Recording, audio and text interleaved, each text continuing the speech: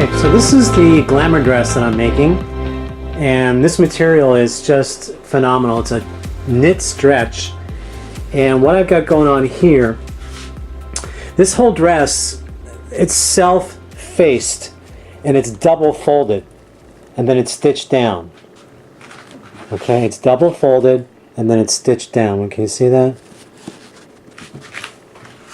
And this is what I'm working on this side. So what I did was I serged the edge, and then I stitched a 5/8 of an inch from the edge stitch.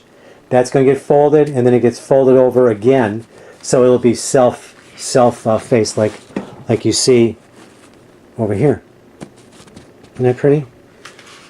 And this is one of those sheath dresses. Very easy, very simple dress, but the fabric itself just made it so gorgeous. Absolutely gorgeous. And here's what the fabric is. I had a client that requested a nice New Year's Eve dress. She said it was a semi-formal party, so I made it for her. Well, I'm making it for her. And it takes a lot of time doing all this. So here's the fabric. You can see that glisten. Here's the back. And like I said, it's a stretch knit. It stretches in all directions. So she will have to wear some supportive underwear for this, because there's no support in this dress. And it's just it's like a t-shirt. It just slips over. There's no zipper, nothing. Nothing. And this dress is just the most sexy. I mean, if Marilyn Monroe was alive, she'd be pouring herself into this and saying, I want that, I want that. And just look at that glisten. Just look at that glisten. Isn't that amazing? So I still have a lot of work to do on this. I showed you pictures of what I was doing before. And so there it is. Yeah, if Marilyn was alive, Christ, Marilyn would be pouring into this and saying, that's my dress. That's my dress. Look at that. Okay, so I want to show you, here's the side, and I still have some pressing of the seams. I didn't press the seams yet. So the seams need to be pressed, but you could just see this. Look at that. Look at that. I mean, look at that butt. Look at that butt. Freaking amazing dress. Just amazing dress. Wow. So you can see down there where the seam has to be steamed and pressed flat. Okay, one more thing I want to talk to you about.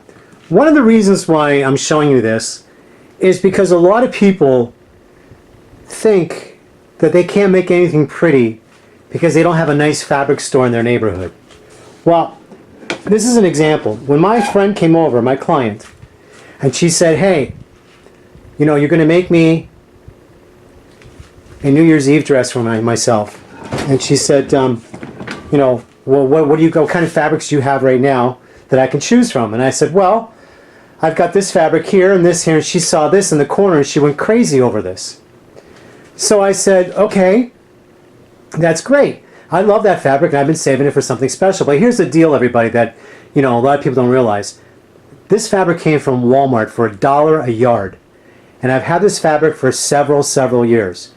And it's coming out beautiful, just beautiful. Now, the point I'm making is that when you're out shopping, if you find fabric and you think, hey, that's beautiful, I don't know what I'm going to use it for, but I'm going to get it because one day I'm going to make something out of it, this is a perfect example.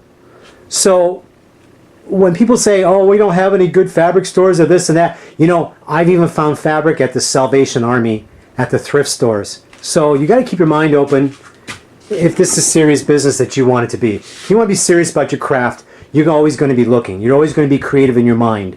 If this is just a hobby for you and you're going to give excuses, nobody wants to listen to you whine. Nobody wants to listen to you saying, well, I can't, man. Nobody wants to hear that. Because if you're serious, you're going to find a way. I mean, you could take bed sheets. You could take a freaking bed sheet and make it. You know, there was a TV show, Austin and Santino on television. It was on for about a year, where they went and they found fabrics at thrift stores and everything, and they made beautiful garments out of them. So that's the point I'm making. You know, the rags to riches story. So there you go. Okay? All right, I hope that helps you all.